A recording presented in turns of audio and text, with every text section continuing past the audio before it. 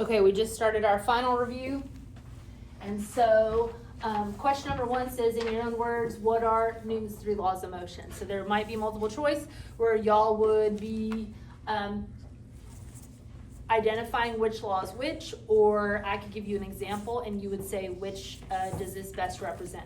So remember, Newton's first law of motion: an object in motion stays in motion, an object at rest stays at rest unless acted upon by an unbalanced force. Or we combined it by saying an object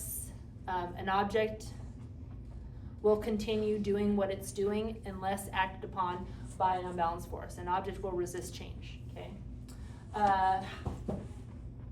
Newton's second law can be the formula F equals ma, where you're going to talk about the force of something needed to move something, to accelerate something with certain masses.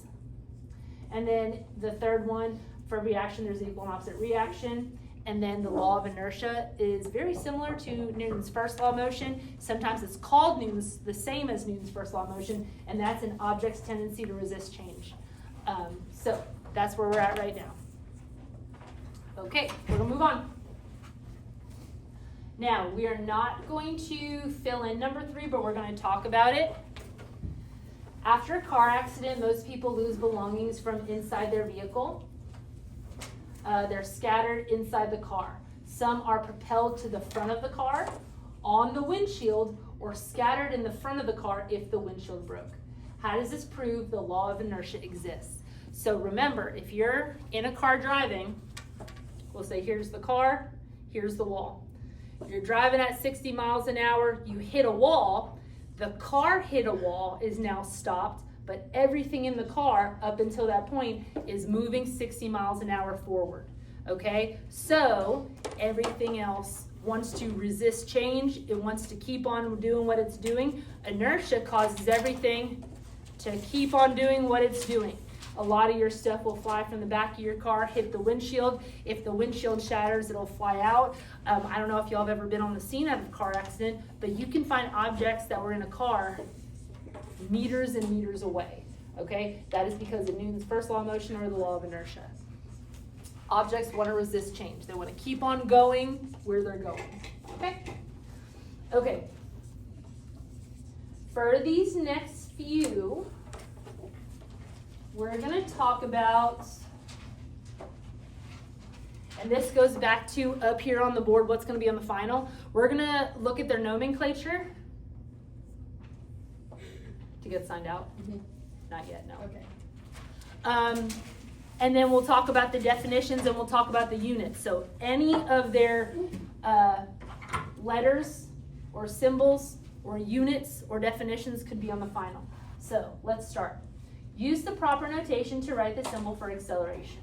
Okay, so we have not just A, but a hat, because it's a vector. Now, one thing I did not include on here that I needed to, I'll put it in there for next year.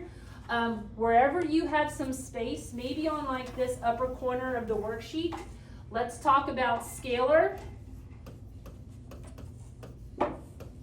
and vector. Okay, so remember scalar, you step on a scale, think of what you would see on a scale. 200 pounds. They're not saying, Miss Vice, you weigh 200 pounds northward or southward or eastward or westward. So a scalar quantity is just the number, which is the magnitude, plus the units.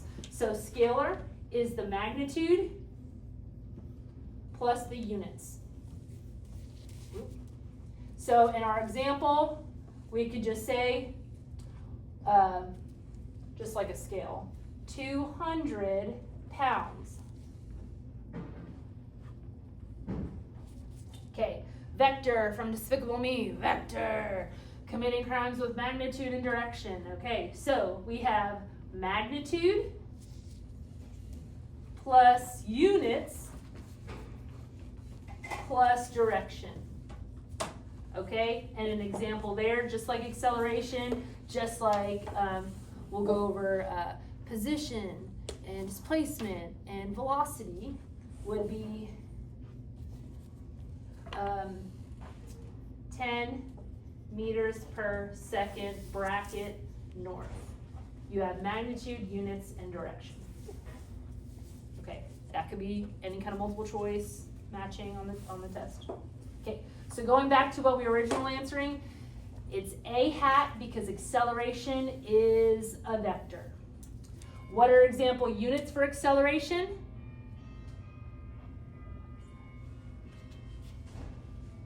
It's fine. Oh, someone's right there. Okay, units are in meters per second squared because acceleration is a rate. We just have to remember it. When you go at a speed, you're going meters per second. When you're going at a velocity, meters per second. But when you are talking about accelerating, you're talking about the change in speed or velocity, which is a rate, which that's why you have, it'd be meters per second per second. That's why we say meters per second squared. Okay. My mom did call. She told me Okay. You just sign out at the office. Yes, ma'am. Okay. Use the proper notation to write symbol for force. Okay. So we know force is F hat, also a vector. And don't forget, there's applied, gravitational, normal, friction, and air resistance. I could ask you about any of those. What are the proper units? Newtons. Use the proper notation to write symbol for mass. Yep. Are those in Coach? Were those in mine or Coach K's? They were just right here. Yes. Open them up. They were out on the table? No, they're on this like shelf right here. Were they in a cabinet? No. They're sitting on it.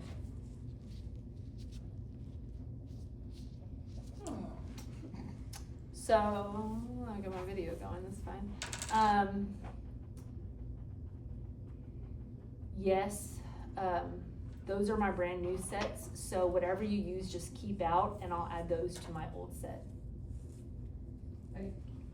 Okay, mass. So something's mass. How much does it weigh? Weight, mass, it's not vector, it's just a magnitude in a unit. So easiest one is kilograms or grams. Okay. So let's do a couple more. Now we're gonna go all the way back to our favorite unit on distance, displacement, position.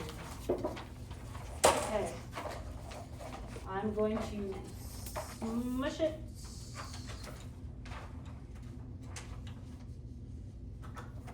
So that we can get all these in here.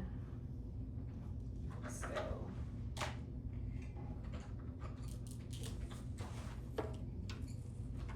Okay. So going all the way back, remember we had the bakery, the pet shop, the post office, what's your position? We gotta remember that. So first off, we have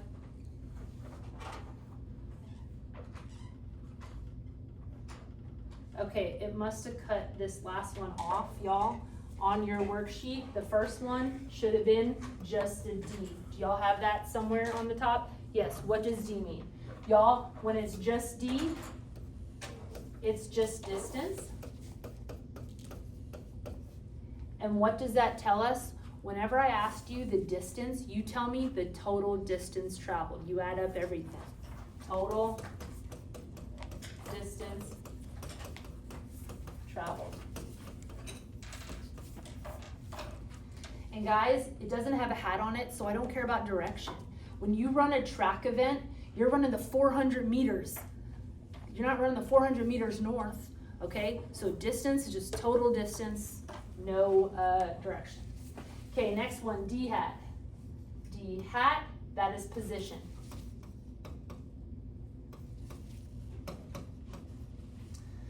Okay, I was silly and I would always go, what's your position? Okay, the reason why I was doing that, I was acting like I was at some kind of base. At a reference point, okay, what's your position?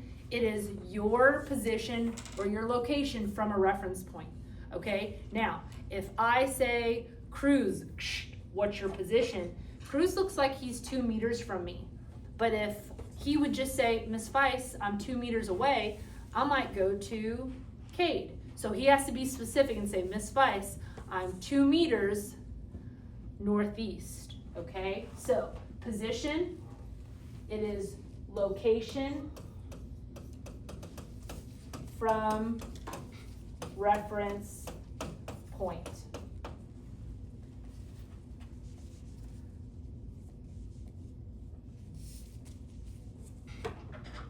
Do you need a reference point for distance? Not really. You need a start and a stop. You just add them all up. But what's your position? You're asking for an exact position, but you have to say where you need to go from. Okay, last one. Triangle D hat. This is displacement. Displace to displace, start to stop. You're going from this place to this place. We don't care about all the middle stuff. That's the distance. We add it all up. Displacement is just straight shoot from start to stop. How far were you displaced? Okay, so what does that tell us? It is from, you know what, add straight path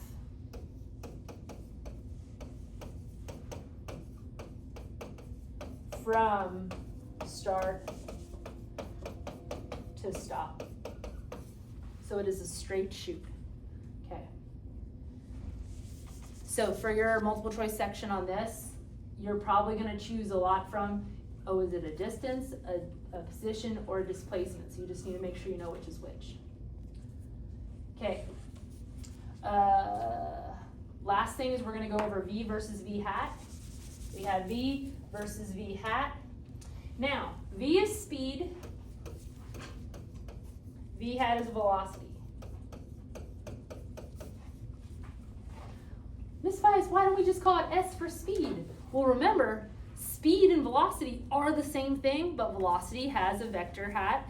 It is a vector, it has a direction. So why wouldn't we share the same number or the same letter? So speed, that is, if we look at the formula, distance over time, it's the distance you traveled per time. So I'm just going to say speed is distance over time. That's fine. It's just the distance you travel over time. Velocity is the distance we travel over time plus direction.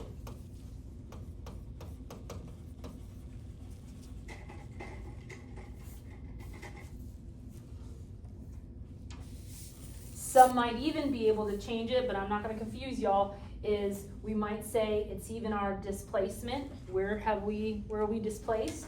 All over the change in time. Okay? And pretty much all of that goes over what's on the board, which is the nomenclature, what all the letters mean, what happens when there's a vector hat on things, and then all of their definitions. Okay? So we talked about those two calculations. You may have a calculation or two for each, but I will give you the formula even if it's in a word format. So I might say the velocity you traveled is the total distance traveled all over the total time, and you can just write your formula like that. Do y'all remember how to put them in the triangle? Okay. Do you want me to do it? Do you want to do it for y'all once, or you remember? Yes. Okay. So real quickly, whenever you put a formula, and any three-letter formula can go into a triangle, whatever, if you can figure out the initial formula, whatever is multiplied goes here. Remember, things on the same unit get multiplied. Anything on top gets divided, like a divided symbol.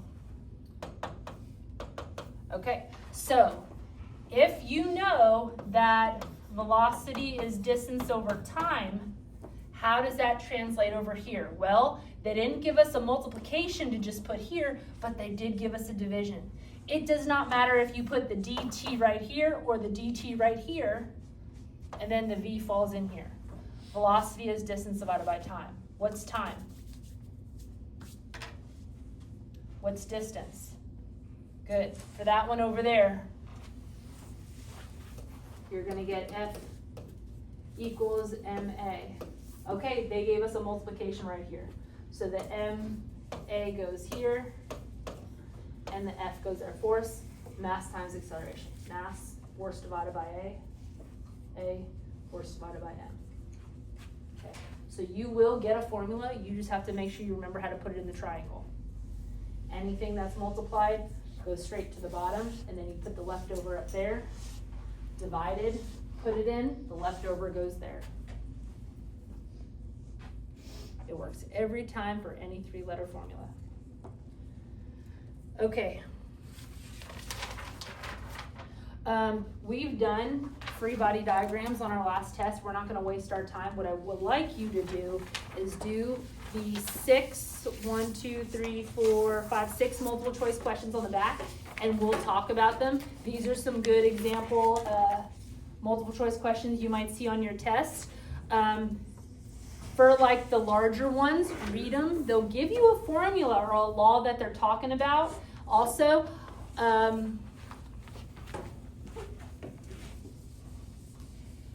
you may have to draw them out to help you figure them out. I'm a visual learner, I will draw it out. Okay, so work on this, and we will go over this in a few minutes.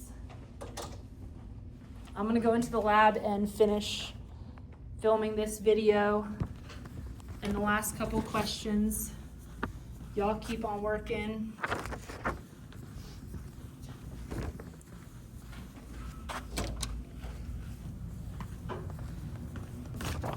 Okay. So pause the video, do these, and then check back and see how y'all do. Okay. Let me see if I can somehow get this. Ooh. Okay, balance is pretty decent.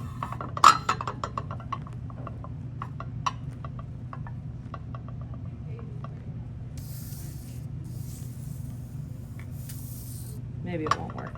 That's fine.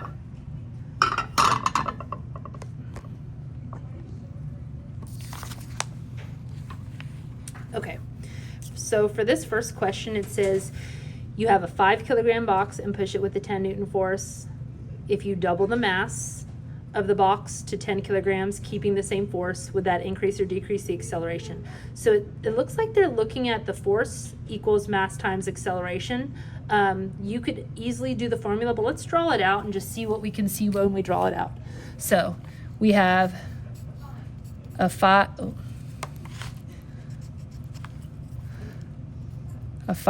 kilogram box, and we push it with a force. And then we have a 10, yep. Did you do those 6 questions? Yeah. 10 kilogram force.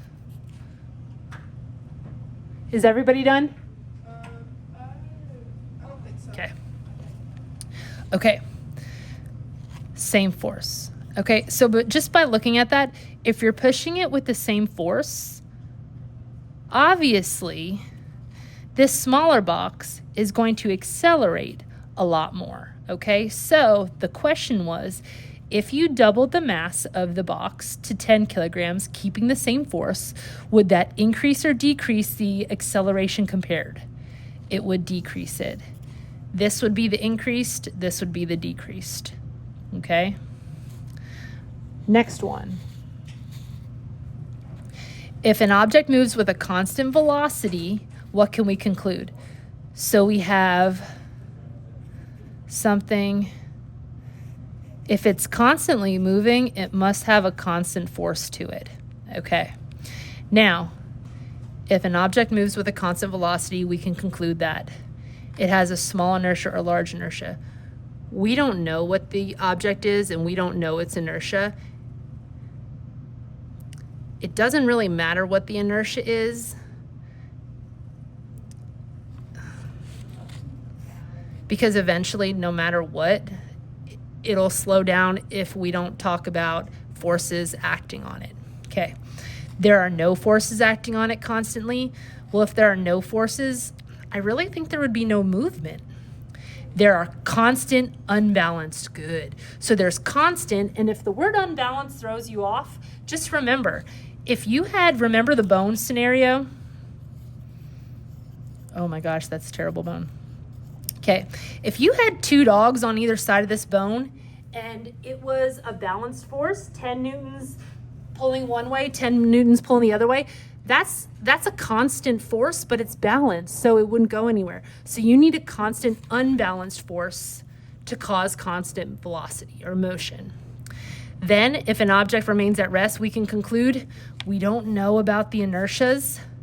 If they are unbalanced forces, if you're unbalanced, you're going to fall over. You're going to have a velocity. So all we can pick is B. There's probably no forces acting on it. Okay. I'm going to jump to these two because they're easier. We'll go back to 25. So when a snowflake falls to the ground midair, it has how many forces? Okay, so a snowflake, that's the same as a free-falling object. It just has the force of gravity, and it just has the force of air resistance. It does not have force applied. It doesn't have friction. It's not on anything, and it's not on the ground, so there's no normal. So there's two forces. A 40-kilogram crate is being pushed across a horizontal floor. Y'all, anything on the ground moving has all five. The force of acceleration accelerates it. It's on the ground. We got a force of gravity. So it's got force of normal. It's on the ground, so it has force of friction. And everything moving has force of air resistance, so it has 5. Okay? Let's go back to this one right here. You are studying Newton's second law of motion, where the acceleration of an object is calculated by dividing an object's force by its mass. So they actually give us the formula, okay? You perform an experiment in your high school science lab.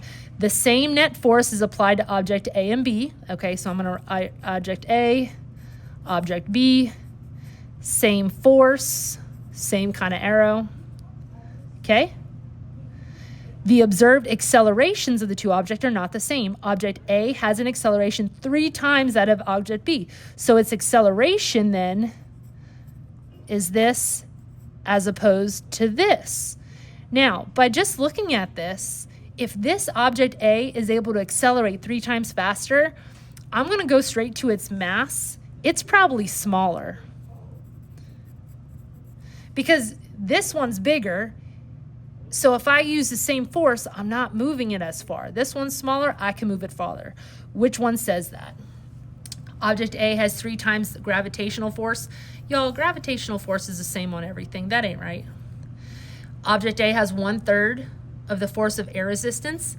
They didn't give us enough information, but also air resistance is not going to change on objects that are probably that small. Object A has 3 times the mass of object B. No, this one is smaller. Object B has 3 times the mass of object A. Object A has 1/3 the mass of object B. I agree.